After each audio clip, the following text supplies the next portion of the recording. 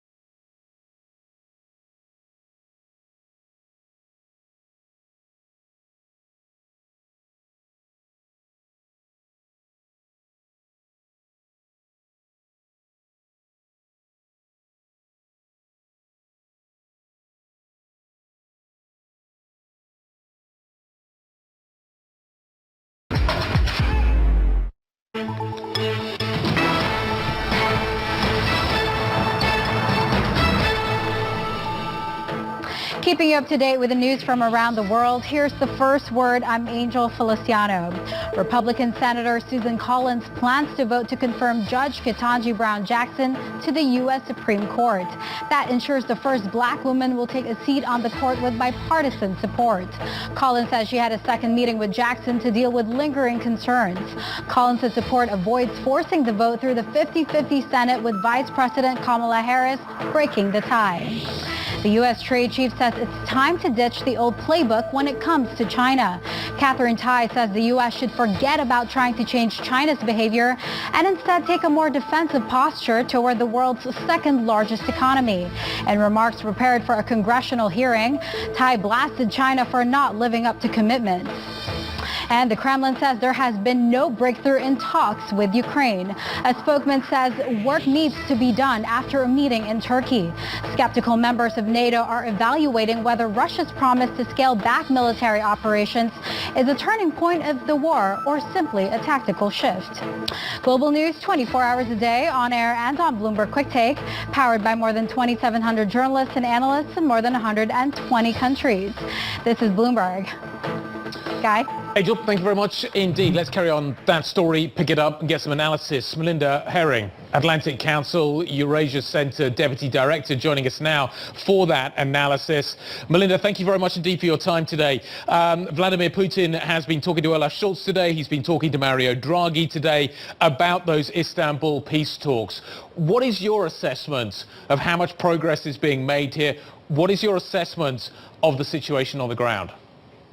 Hi, Guy. So yesterday was theater. There wasn't any real progress made. The only discernible progress is that the Ukrainians put out a couple of trial balloons, and we're still waiting to hear what Vladimir Putin thinks about them. But in terms of real progress, it's going to take weeks. And Vladimir Putin is in no mood to negotiate. He's emotional. He's angry. It's good that they're talking. It's really important to try to put a humanitarian corridor into place, but nothing concrete came out of the meeting in Istanbul yesterday. But are Vladimir Putin's ambitions changing? We got headlines out of IFX earlier that Russia has fulfilled its goals near Kyiv, and Chernihiv is going to shift more to the Donbass region, which forces are ready to take control of. Do you really think that Putin went into this conflict intending regime change, intending to take control, or at least have a Moscow-friendly government in the entirety of Ukraine? Now he maybe is just going to settle for the east of it?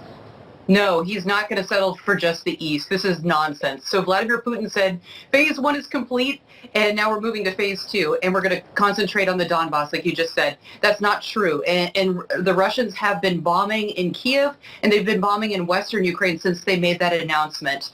They claim, and Ukraine says that the Russian forces are starting to pull back, but the concern is that they are regrouping, and they're going to come back at Ukraine even harder next time.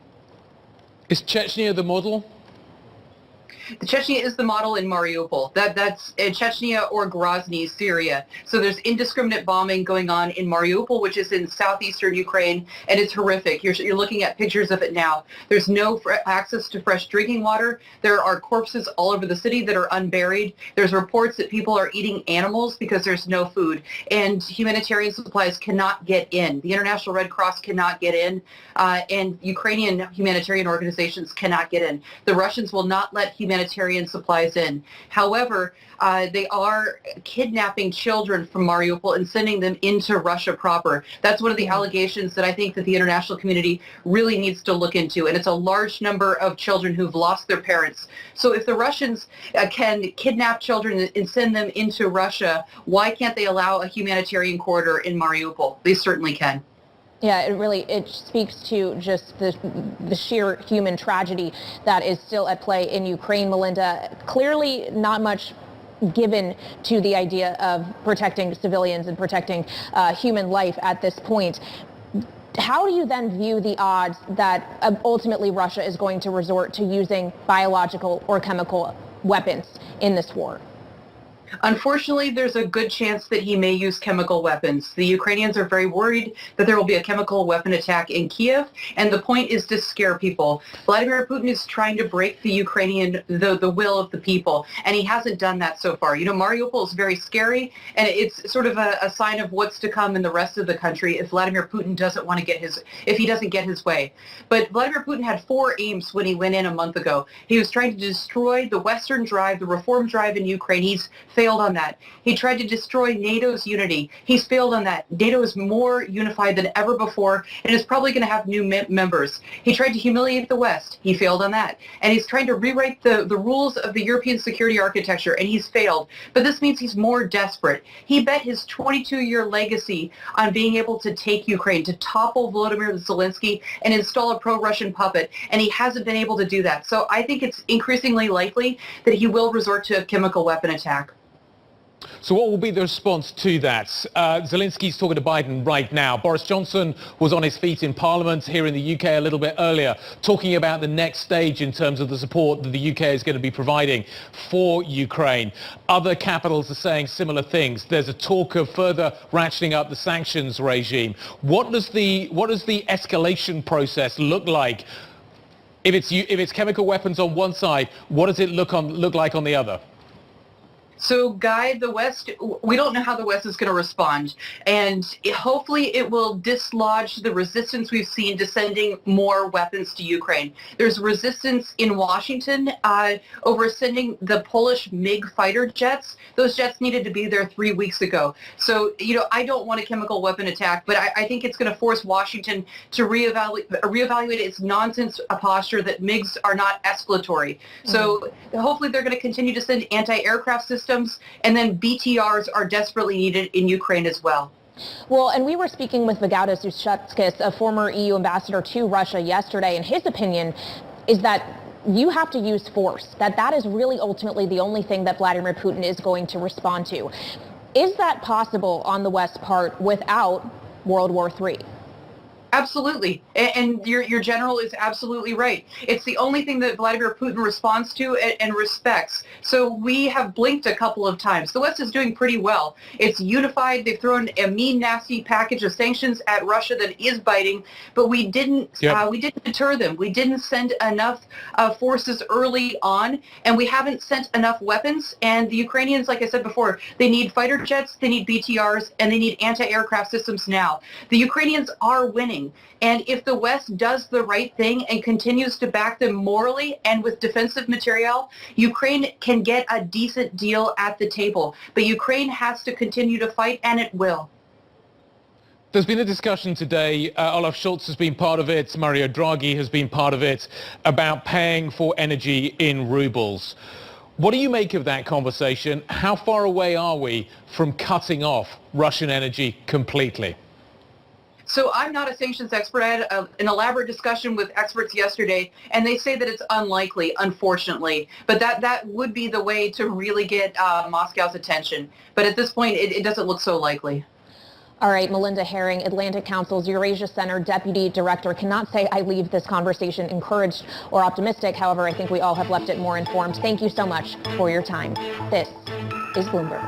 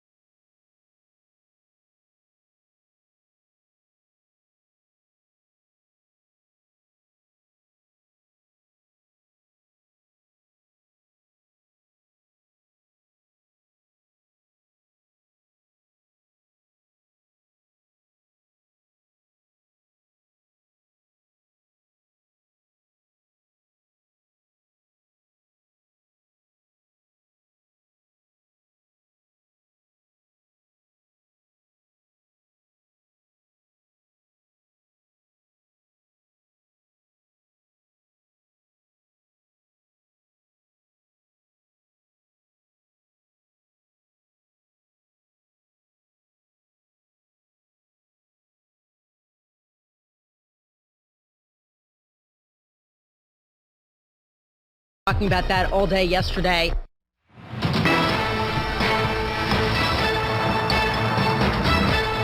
It's a sentiment shift. U.S. stocks are dropping as war concerns return. Bloomberg's Abigail Doolittle is tracking the moves for us. Abigail, what are you seeing? Well, we really are looking at a decline here, a sentiment shift that you're talking about, that S&P 500 down more than 0.6%, the worst day in about a week. And of course, we've been in this strong risk-on period, so that says something. And it's also interesting to note that you have bonds rallying again. So there was a lot of talk last week about money coming out of bonds into stocks. Right now, you could have some money coming out of stocks into haven bonds. And you certainly have the dollar down, which is an interesting, not confirming the risk-on feel above, because usually the dollar climbing would be a haven feel. But the dollar now down for a second day in a row, the worst 2 days going back to November of 2020. So an extreme move there. Speaking of an extreme move, Chewy down 14%. They put up mixed quarter guidance for sales. Not great. Perhaps some of the pandemic trends not sticking around. Plus, there is a 29% bearish short interest on this stock. So lots of pressure. Now, of course, one of the co-founders of Chewy, Ryan Cohen, is now known as and is the chairman of GameStop, the meme mania that we have seen in March. Let's take a look at it. This is a really ugly chart unless you own these stocks. So we're looking at we're looking at AMC, GameStop, and Mullen, some of those meme stocks that were down earlier this month.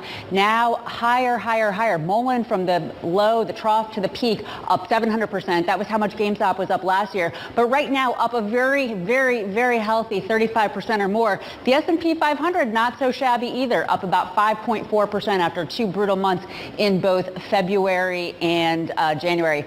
Finally, let's check in on oil, because this, of course, is a driver, too, for stocks being down, most likely a bit of a headwind, that inflation feel. You can see Brent crude up 3.3%, 113, almost $114 per barrel as the de-escalation of hopes fading, Guy. And, of course, New York crude, it is also sharply higher. It's going to be interesting to see where support is. Some are saying it's around 100.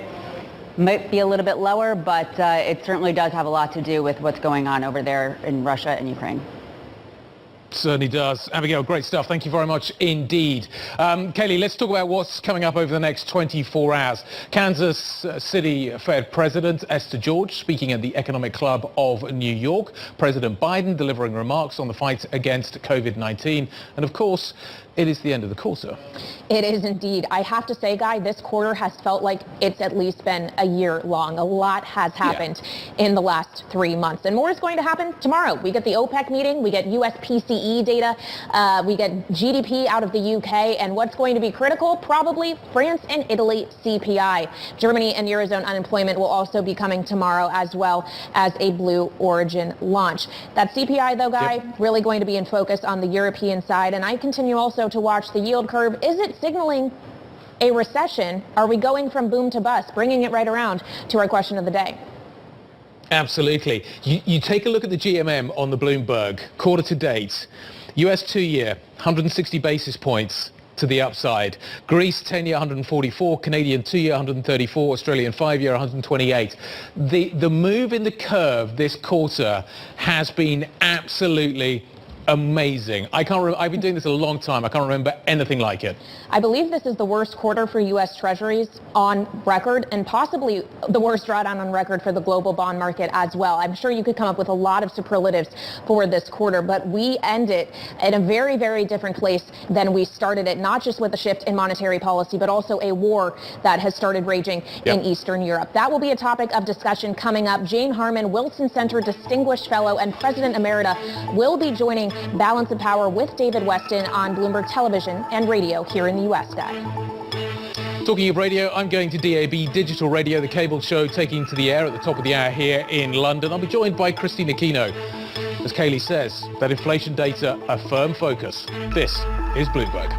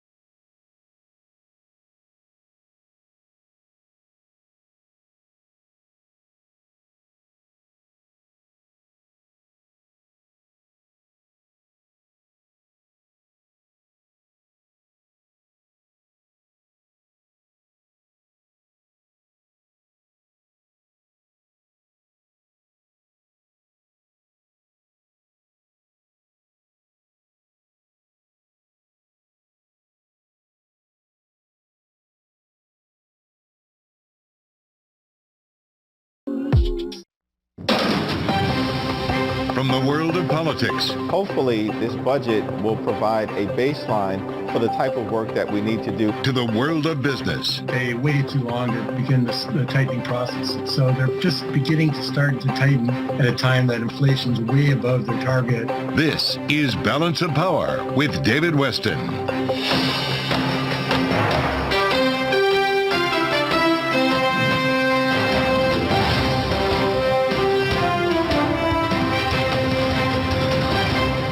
From Bloomberg World Headquarters in New York to our television and radio audiences worldwide, welcome to Balance of Power. Yesterday at this time, we were thinking maybe there was some hope for possible discussions between Ukraine and Russia. Today, it doesn't look like that is developing the way we had hoped. At the same time, President Biden has just been talking with President Zelensky of Ukraine. We turn now to our Washington correspondent, Joe Matthew. He's host of Sound On weekdays on Bloomberg Radio. I think it's too early to get a readout, but give us a sense, Joe, from your perspective, there at the White House, what's on the agenda between President Biden and President Zelensky right now? Well, to your point, skepticism on the agenda here, David. It was well-deserved at this time yesterday. The call began a little bit less than an hour ago. This is the first time they've spoken one-on-one in almost 3 weeks, remembering that President Zelensky addressed the G7 meeting last week while President Biden was in Europe. To your point, though, things felt a lot different this time yesterday. Markets were rising on talk from Moscow about de-escalation, but no surprise today to hear from the Kremlin that it's quite the opposite. In fact, no breakthroughs in talks between Ukraine and Russia, as they're saying, and of course bombing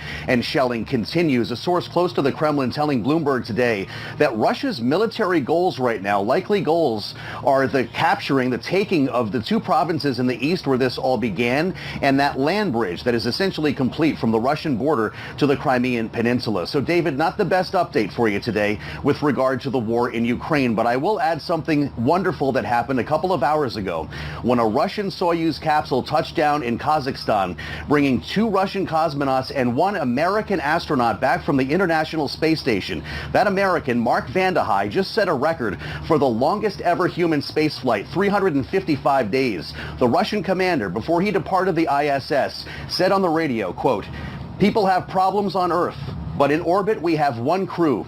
He thanked his space brothers and space sisters before they boarded the capsule to come back to Earth, bringing a little perspective from orbit, David. Joe, I'm sorry, it is a wonderful story because there was some question at the beginning whether the Russians would bring him back down or not. Let me put you on the spot with one more issue, which was the trade status of Russia. That's something that they thought was going to sail right through Congress. There is a senator named Rand that is not letting it through.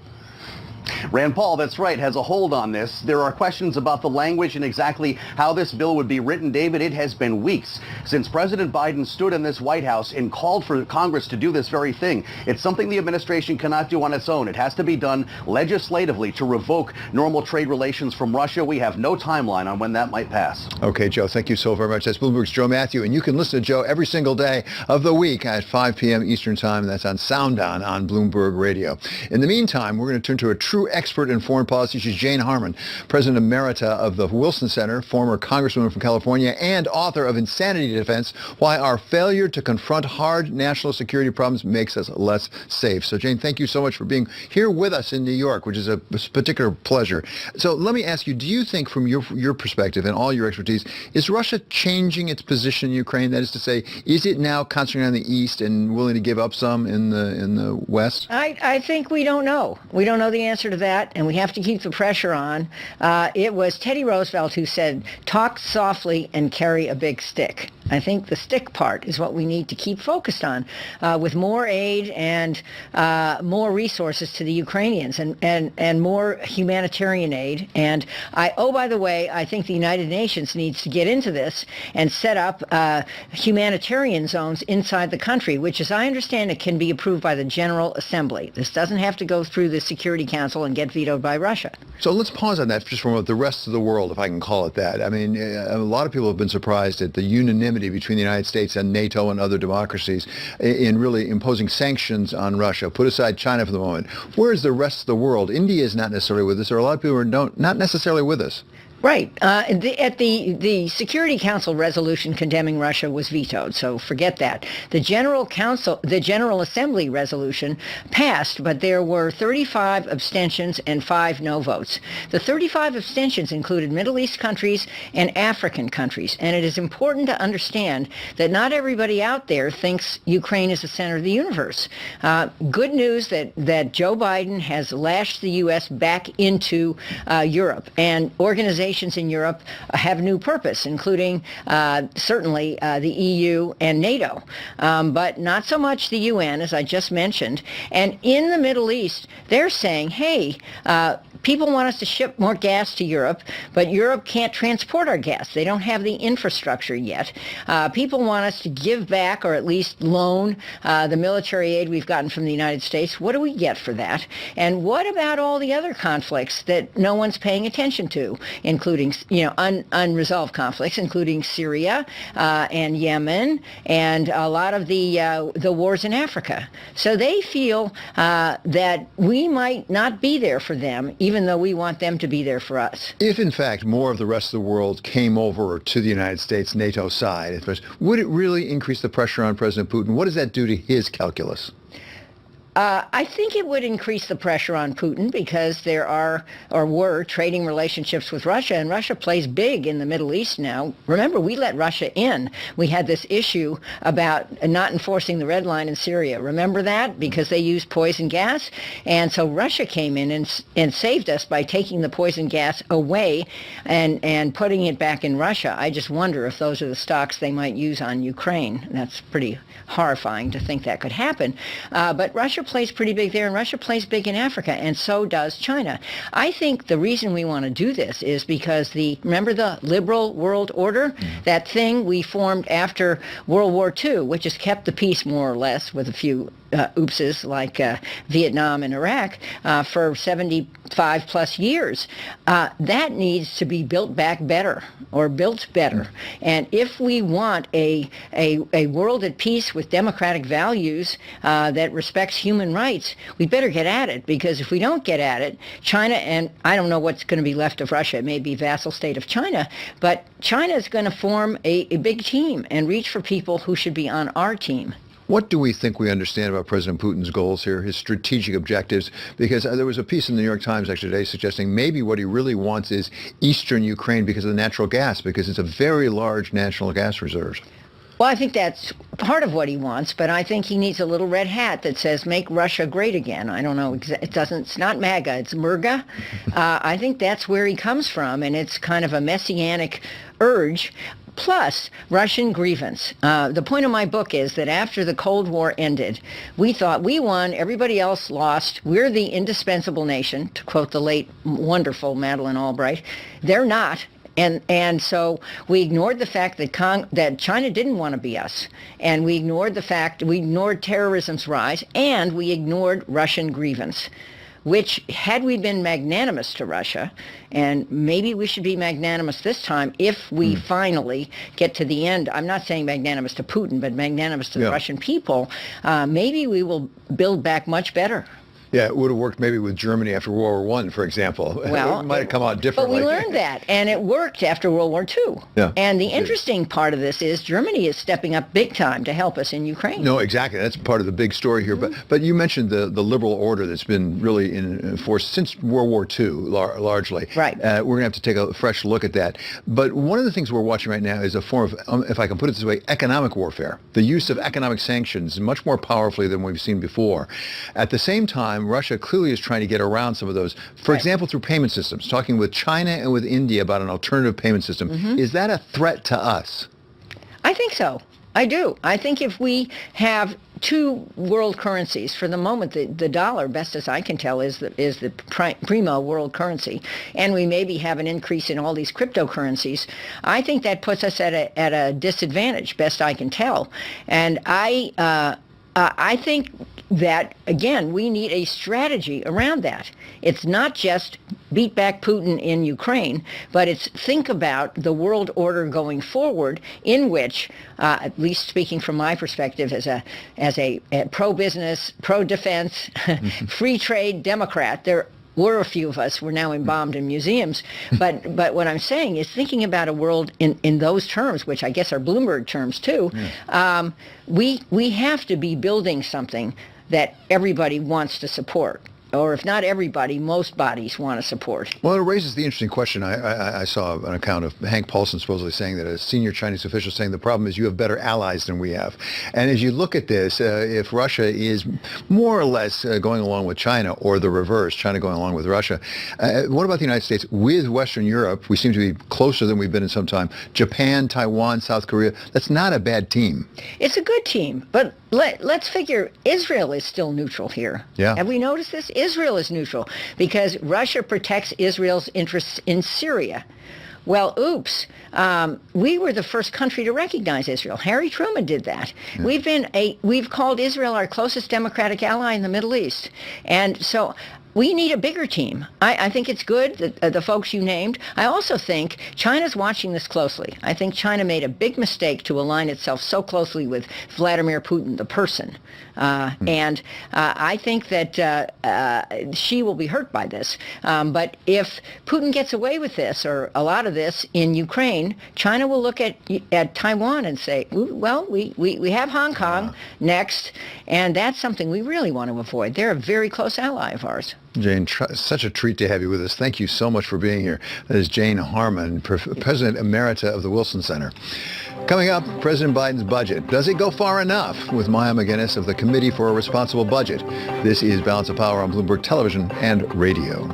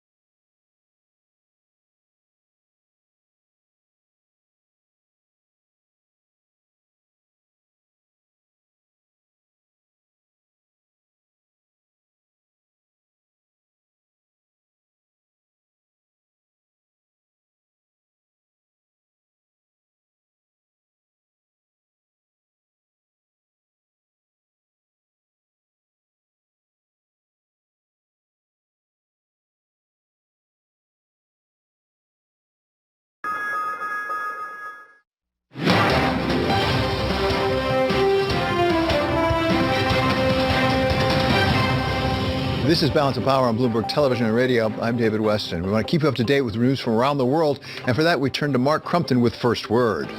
David, thank you. President Biden may invoke Cold War powers to encourage domestic production of critical minerals for electric vehicle and other types of batteries. Bloomberg has learned the White House is discussing adding materials like lithium, nickel, and graphite to the list of items covered by the 1950 Defense Production Act. That's the same authority wielded by President Truman to make steel during the Korean War and Donald Trump to spur mass production during the coronavirus pandemic. The number of Ukrainians who have fled the country since Russia launched its invasion almost 5 weeks ago has surged past 4 million.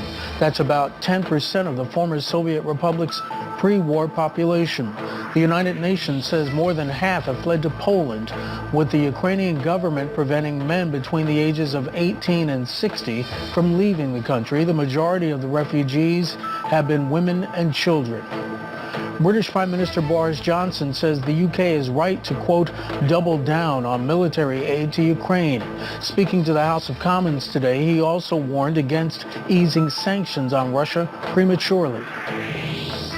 We need now to ratchet up the economic pressure on Vladimir Putin, and it is certainly inconceivable that any sanctions could be taken off simply because there is a ceasefire, Mr. Speaker. That would be absolutely unthinkable.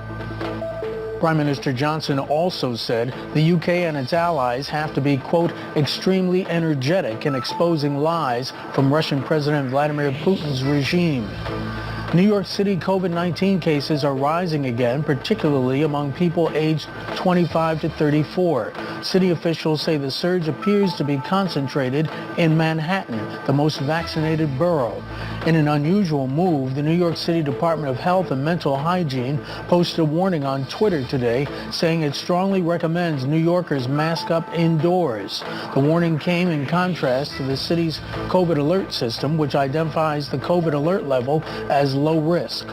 Global news 24 hours a day, on air and on Bloomberg Quick Take, powered by more than 2,700 journalists and analysts in over 120 countries. I'm Mark Crumpton. This is Bloomberg. David? Thank you so much, Mark. Well, on Monday, we got a budget from the White House, and where they're proposing, at least aspirationally, where they want to take the budget this year, although it's up to Congress exactly what they do. And they were very proud of the fact that they were exhibiting what they called fiscal responsibility by reducing the deficit over time. For her take on exactly what this budget would do if enacted, we turn now to Maya McGinnis. She's president of a committee for a responsible budget, federal budget. Thank you, Maya, for being here. So give us your take on this budget. At least they're talking about the deficit, right? Exactly. It's very welcome to hear a shift in terms of the discussion, where they are talking about the importance of fiscal responsibility, and it's one of the leading talking points of the entire budget. When it comes to the actual policies, I would say they do a real job of starting to reduce the deficit, but it falls well short of where it needs to be. And that's not actually their fault. No president gets to choose what economy they inherit. And this administration has inherited a very bad fiscal situation.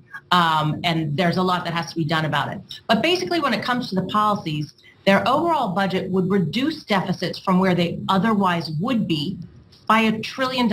And we haven't seen a credible package of savings like that in quite some time. And so I think, like I said, that's very welcome improvement.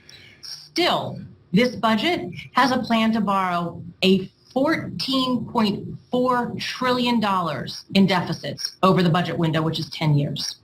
And it would leave the debt at the highest it had ever been in the entire history of this country, including after world wars. So great job talking about the issue.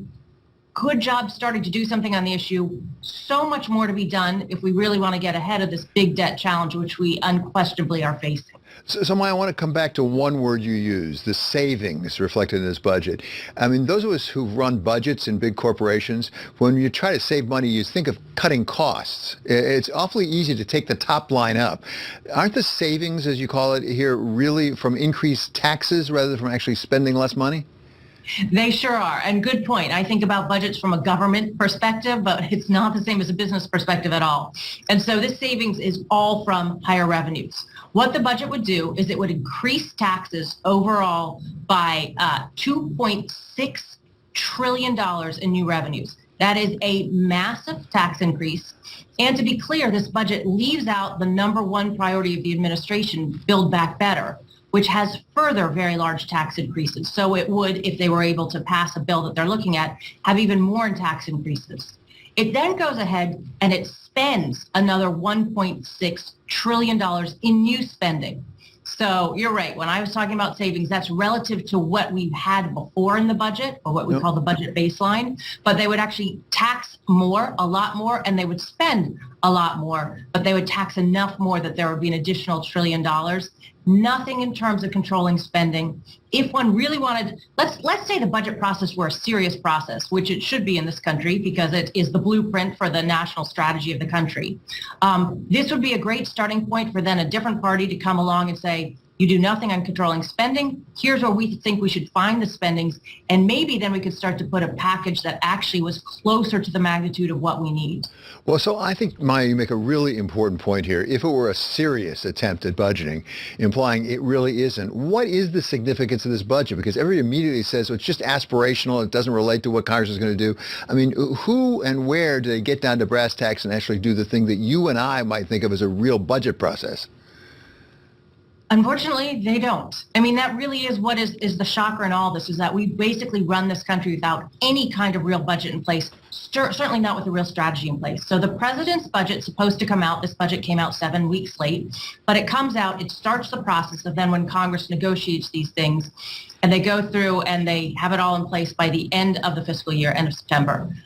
They don't do any of that anymore. So much of the budget is on automatic pilot, where our biggest growth is healthcare, retirement. Most years they do nothing to address those problems. One of the huge oversights in this budget, Medicare and Social Security are headed towards insolvency, their trust funds, and there are no serious plans to address those problems in this budget. They likely will get completely ignored through the rest of the year as well. But unfortunately, in each of those periods where the White House puts out a budget and then pushes for it, when Congress negotiates a budget, then we appropriate individual bills and think about the mandatory spending. None of those things happen seriously anymore. That's why at the end of the year, we have continuing resolutions throughout the year and a big omnibus package which had no oversight in it. We don't do the work of budgeting anymore. And the problem is, it's not just that we're in fiscally kind of reckless territory. It's that it doesn't give those who are supposed to serve as stewards of our economy and our country and decide what our priorities are, the exercise of really thinking through those things. Yeah, boy, it's really sobering. Thank you so much for being with us. That's Maya McGinnis of the Committee for a Responsible Federal Budget. Still to come, we're going to talk with Congressman John Katko of New York about what we need to do to harden our cyber defenses.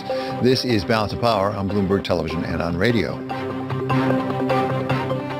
The jobs report last month beat estimates. We have a very tight labor market. It is pretty clear. Historic recovery in our labor market. One of the best labor markets in a generation. This Friday, Tom, John, Lisa, and Mike will bring you the data and analysis as the numbers cross the Bloomberg. More people are coming into the labor force. It's going to decelerate the wage gains.